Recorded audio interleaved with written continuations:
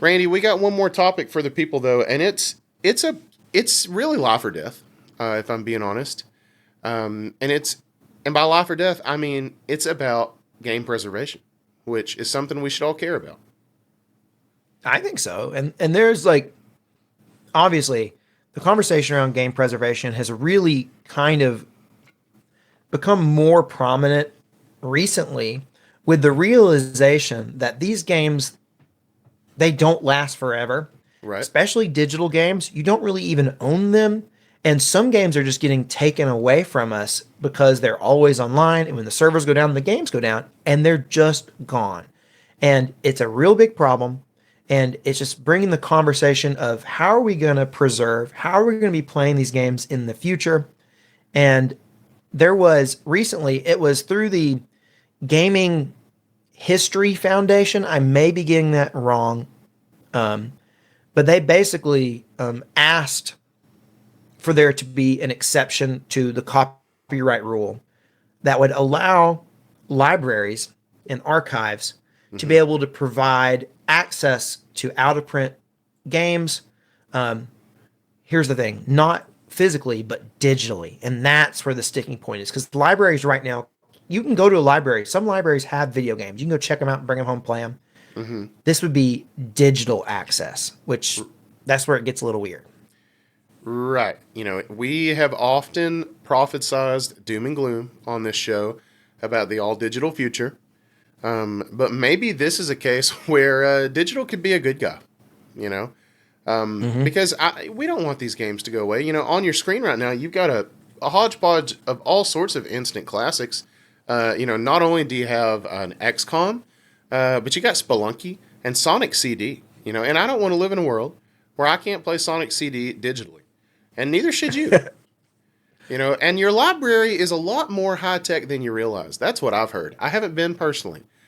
Have you tried any of this? So some libraries offer you the option to check out books digitally. And I've done this. And basically, you check out a book and it gives you access to it for a set number of time, and then you lose access to it. That's you awesome. You don't have it forever. You can't download it or anything. You just have the ability to access it on your computer for a certain amount of time. Mm-hmm. And then it's just like a regular rental. That's essentially what they're asking these libraries to be able to do for video games. Yeah. You could rent one and play it digitally. I mean, that would be great. I can see that as a great resource for people. I already think my local library is a lot better resource than I give it credit for. So literally every time somebody tells me something about the library in the modern day, I'm like, holy crap, I need to go to the library, and I just haven't gone. Yeah. So if they do this, I'm going. Well, unfortunately, this did get shot down. Great. So it doesn't look like it's going to happen. I'm sure it will come up again, but right now it doesn't look like we're going to be able to access our games, digitally through libraries and stuff, which is a shame. But that brings up the question, should we be allowed to, we're not allowed to, but should we be allowed to? We did put out a poll, and 96% of people said yes, we should be allowed to, and only 4% of people said no. Right. So the people have spoken. Let's make it happen. What do we need to do? Can we start like a change.org or whatever it's called? Yeah. Can we do that? That would be it. Let's do it. The petitions, the change.org petitions. Otherwise, I no longer see a reason to go to my local library. Let's just turn it into one of them 7-Elevens I've heard so many good things about. Mm-hmm. Let's go into a comment. You're so sleepy. That comment, like you said it, and then it took me a second to realize that it was a joke, and then I thought it was funny, and it was like a delayed laugh. Oh man, I just thought I'm just used to you saying stuff sometimes, and I can just kind of tune it out because I know it's just like some kind of craziness. But then I realized what you were saying, and I was like, oh, that's actually funny. But it took me a minute. I'm going to be honest. I didn't like anything that Gampaw just said to me. It came off disrespectful and flippant in a situation in which clearly I'm the one bringing the charisma and energy tonight, and I don't think he should be trying to drag me down. I should not have taken that nap before the podcast. Well, I didn't mean to take a nap. I fell asleep.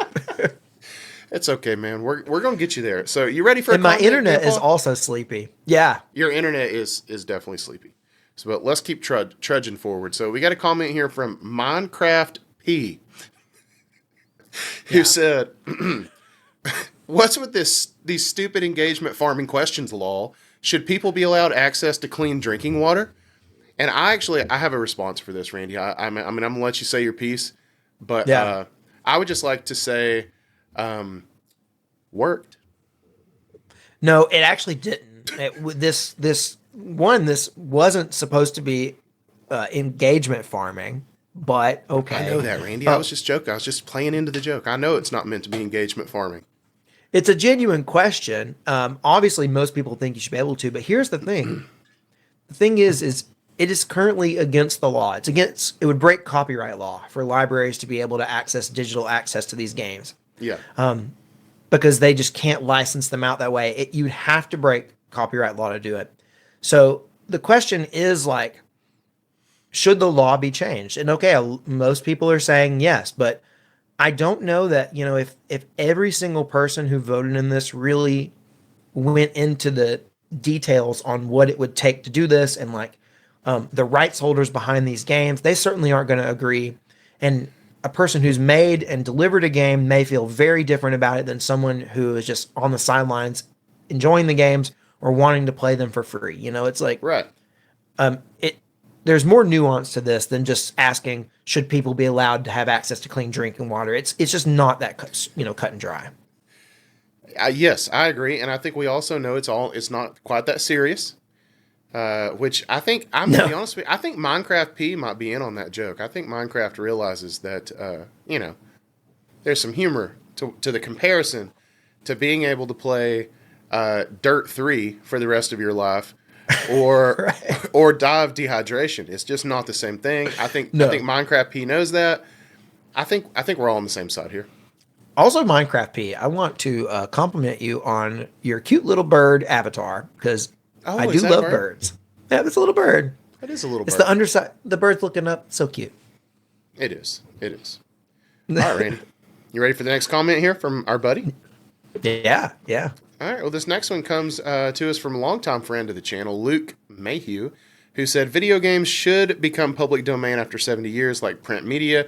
You don't get free access to someone else's labor until then.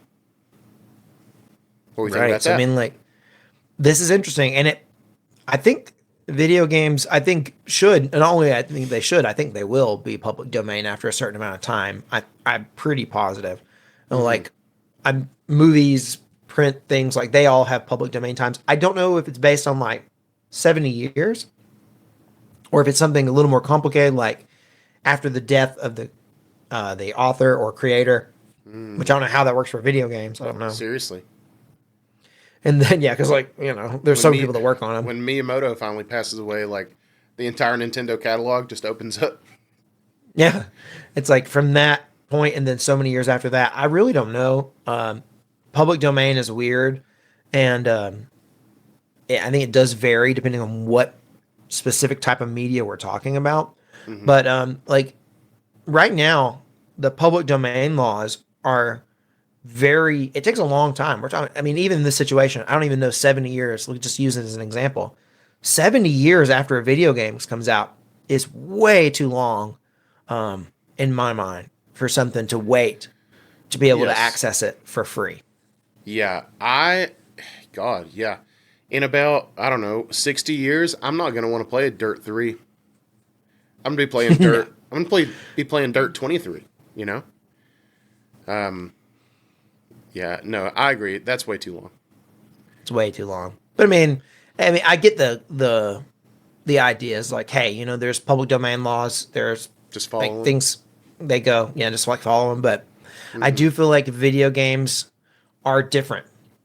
I mean, same thing with like movies and stuff. But the thing is, there's not like there's an easy way to keep movies going because they're just like a file that you can access and you can pay a small fee to have access to it forever. Video games are different because they're tied down to a specific console. Right. You can't just take Silent Hill for the PlayStation and then download it on your Xbox and play it. Like maybe you can, but you can't play that original version, because it's tied to a console.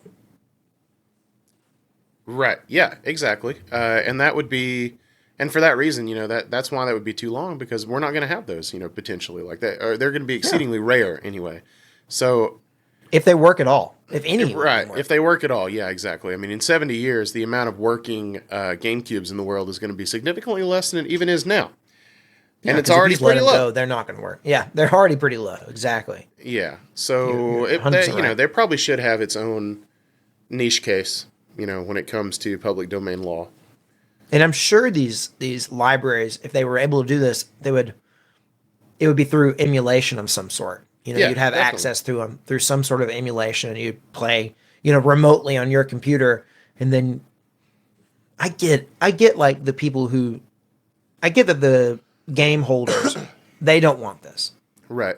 Because they want to be able to say, that game that's out of print that we're not making right now that you can't buy anywhere, we could re-release that. We could remaster it. If people really want it, we could put it out again and we could make some serious money with it. It just, I don't know. Mm-hmm. It's something about it just doesn't feel right. Yeah. I don't know. I don't know where I fall on that either now. I mean, it is a little bit of a unique situation, I guess. Speaking of unique situation, we got a live comment here from Plague Doctor, who said, "Ill take. I want to be old and decrepit playing Dirt 3 on my deathbed." And now I think I do too. Yeah. You're not going to be playing Dirt 23. You're still going to be playing Dirt 3. Dirt 3 for Dale. Hey. All right. We got one more comment here from our buddy Morris Dennison. Randy, hit us with Morris's comment.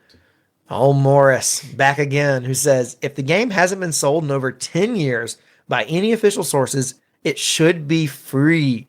Only reason copyright is the way it is because of Walt Disney World and Mickey Mouse. And you know what, Morris? 10 years feels a lot better than 70. That's for dang sure. Yeah. As a game fan, yes, it certainly does. And, I guess based on this wording of the law, every game would be available to play unless it's a Disney game or Kingdom Hearts. But, why is that? Oh, just because Morris is saying that copyright is so long because of Mickey Mouse. Oh, because of Mickey Mouse. Yeah. So I know Disney every game would be available except a game that has Mickey in it. You're right.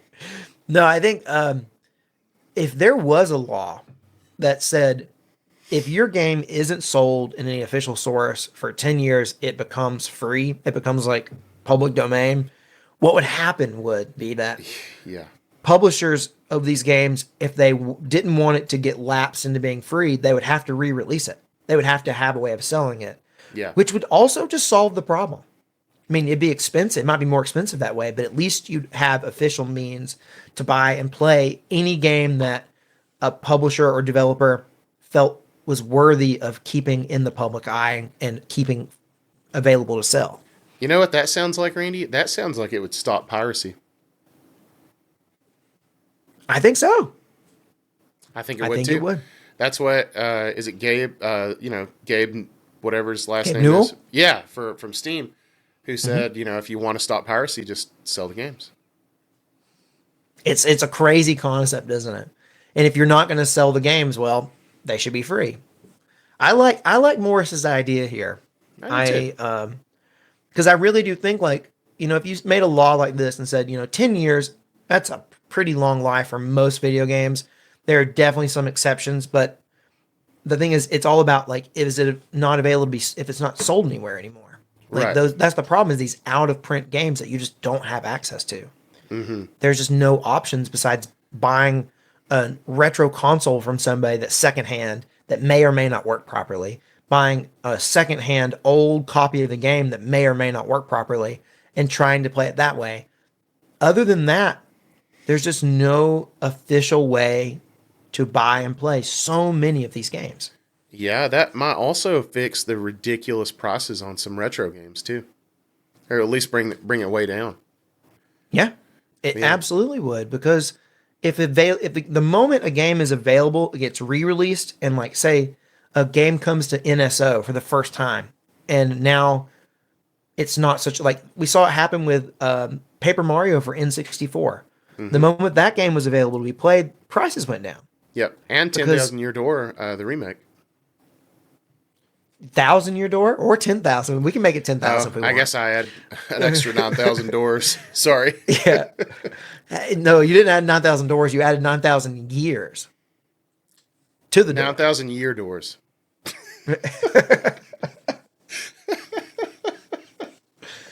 But yeah, I mean, like it happens. I think it would help with retro game prices.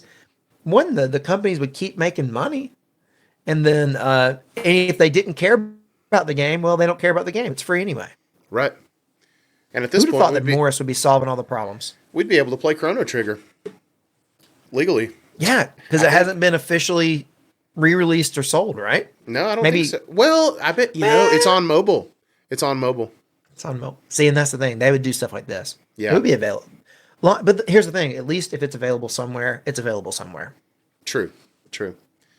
Okay, I Randy, think it would solve a lot of problems. you got anything else about your local library? No, I want Morris's solution here. This is what I want to happen. Or I want libraries to be able to have remote access to video games, because the problem we get in physical games is you still have to have the console. I think these are works of art that should be preserved. I think they should be easily accessible.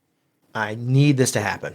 What if Something to happen. What if they gave every library in the country, in the world, nay, the universe, a handful of really stout gaming PCs, and they hosted emulation of every one of these games, and you just clouded into one of those? It would be something like that. Yeah. Clouded into Jupiter. I would like to live in that world. Me too. And it would cut back. If you could do that,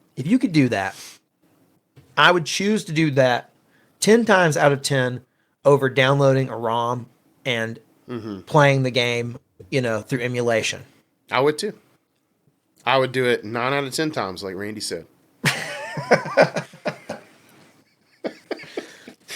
All right.